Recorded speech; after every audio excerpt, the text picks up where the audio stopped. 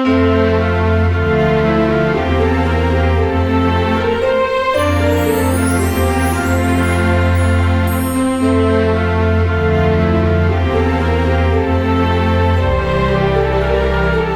வீடு விழாது, உங்க வீடு நஷ்டம் அடையாது, உங்க குடும்பம் நஷ்டம் அடையாது, உங்க வாழ்க்கையில் நஷ்டம். ஏன்னா இயேசு சொல்றாரு,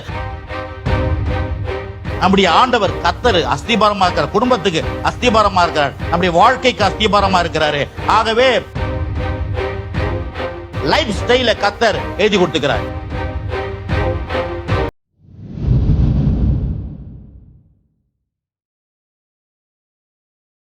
நம்முடைய தலையெழுத்து லாபம் தான், நஷ்டமே கிடையாது. மத்தேயு சுவிசேஷம் 7ஆம் அதிகாரம் 7:24-27 வரைக்கும் வாசிப்போம். ஆகையால் நான் சொல்லிய இந்த வார்த்தைகளை கேட்டு இவைகளின்படி செய்கிறவன் எவனோ அவனை கண்மலையின் மேல் தன் வீட்டை கட்டின புத்தியுள்ள மனுஷனுக்கு ஒப்பிடுவேன். பெருமழை சொரிந்து பெருவெள்ளம் வந்து காற்று அடித்து அந்த வீட்டின் மேல் மோதியும் அது விழவில்லை, ஏனென்றால் அது கண்மலையின் மேல் அஸ்திபாரம் போடப்பட்டிருந்தது. நான் சொல்லிய இந்த வார்த்தைகளை கேட்டு இவைகளின்படி செய்யாதிருக்கிறவன் எவனோ அவன் தன் வீட்டை மணலின் மேல் கட்டின புத்தி இல்லாத மனுஷனுக்கு ஒப்பிடப்படுவான்.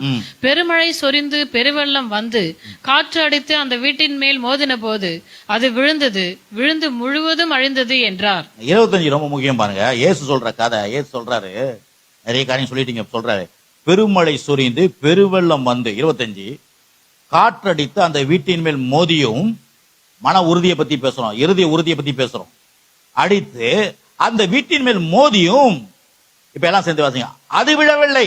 உங்க வீடு விழாது, உங்க வீடு நஷ்டம் அடையாது, உங்க குடும்பம் நஷ்டம் அடையாது, உங்க வாழ்க்கையில் நஷ்டம். ஏன்னா இயேசு சொல்றாரு, அது விழவில்லை, அது நஷ்டம் அடையாது, அது லாபம் அடையும்.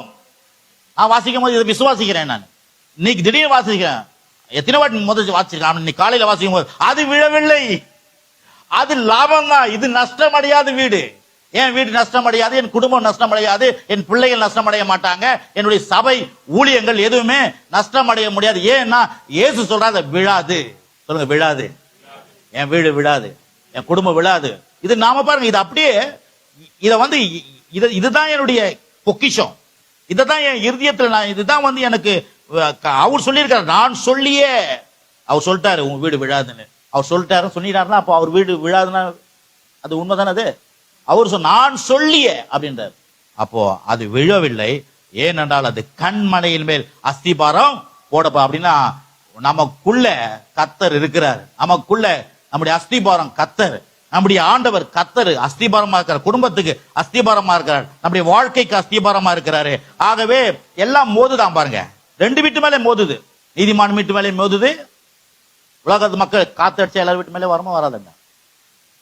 அதான் இங்க சொல்றாரு, எல்லார் வீட்டு மேல மோதும், ஆனா உங்க வீடு, உன் வீடு நஷ்டத்தை அடையாது, உங்க வீடு லாபத்தை தான் அடையும். பக்கத்து வீட்டுக்காரன் அவனுடைய வீடெல்லாம் நஷ்டம் அடையலாம், ஆனா உன்னுடைய வீடு நஷ்டம் அடையாது.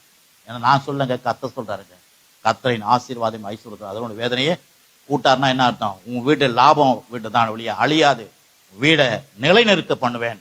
ஏன்னா இதுலதான் என் இறுதியம் ஸ்ட்ராங்கா இருக்கும். என் வீடு அழியாது. சொல்லுங்க, என் வீடு விழாது, என் குடும்பம் விழாது, என் பிள்ளைகள் விழ மாட்டாங்க, என் சந்ததி பலத்திருக்கும், என் சந்ததி என் வம்சம் ஆசீர்வதிக்கப்பட்டிருக்கும், என் வீட்டுல ஆஸ்தி ஐஸ்வர்யம் இருக்கும். நான் இறங்கி கடன் கொடுத்து நாயப்படி நடப்பிக்கிற மனுஷன் நான் பாக்கியவான். அப்போ நம்முடைய படம் இதான். என்னுடைய படத்தை, என்னுடைய லைஃப் ஸ்டைல கர்த்தர் எழுதி கொடுத்துக்கிறார். என் லைஃப் ஸ்டைல் 112ஆம் சங்கீதம். ஆமென், அல்லேலூயா. இப்ப பாருங்க, அதுக்கு தான் சொல்றது, நம்ம பைபிளை எடுக்கும் போது தேடி வாசிங்கன்ற. ஆமென்.